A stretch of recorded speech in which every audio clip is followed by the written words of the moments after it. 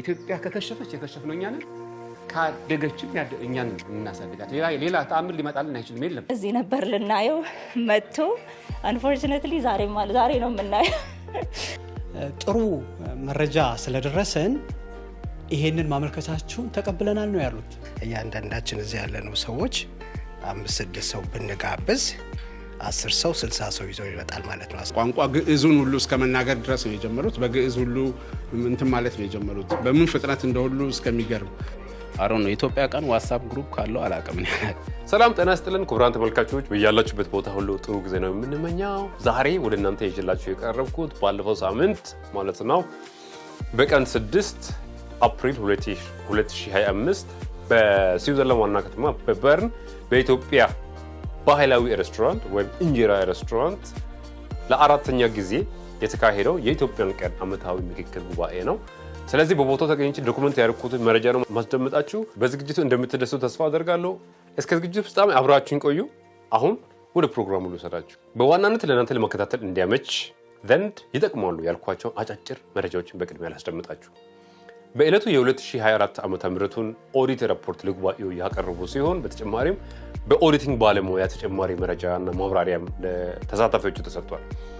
ለኢትዮጵያ ቀን አድራሽ ለመካሄድ ሲፈልጉ ምን አይነት ችግር እንደገጠማቸው፣ ችግሮችን እንዴት እንደተወጡ በሰፊው ለተሳታፊዎቹ አብራርቶ ነበር።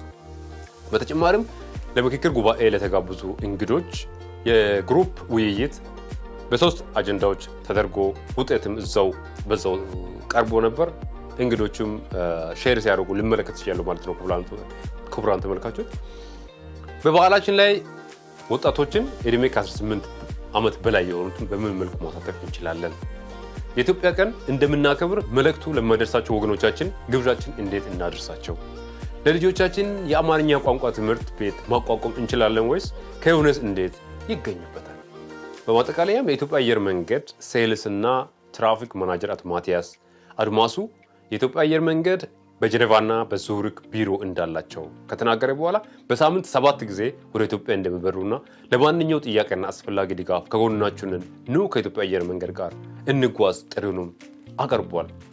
ስለምትጓዙም ከልብ እናመሰግናለን ብሏል። ከውይይቱ በኋላ የኔትወርክና አፕሮ ፕሮግራም ነበር።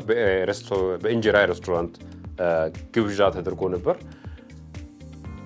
አራተኛ ዙር የኢትዮጵያ ቀን በዓል የሚከበረው በበርን ከተማ ሲሆን ዕለቱ ቅዳሜ ኦገስት 2025 መሆኑን ከወዲሁ የኢትዮጵያ ዳይስ ዋና አዘጋጆች ጥሪያቸውን አቀርቧል። ለተጨማሪ መረጃ www.ethiopiadaisius.org ይመልከቱት። በዝግጅቱ እንደተደሰታችሁ ተስፋ አደርጋለሁ። ይህ ቻናል እንዲያድግ ሰብስክራይብ፣ ሼር እንዲሁም ላይክ እንድታደርጉ እየጠየቅ በሌላ አስተማሪና አዝናኝ ፕሮግራም እስከምንገናኝ ድረስ የዛሬውን ፕሮግራም በዚህ አበቃው። ስለተከታተላችሁ ከልብ እናመሰግናለን። ኢትዮጵያንና ሕዝቦቿን ፈጣሪ ይባርክ።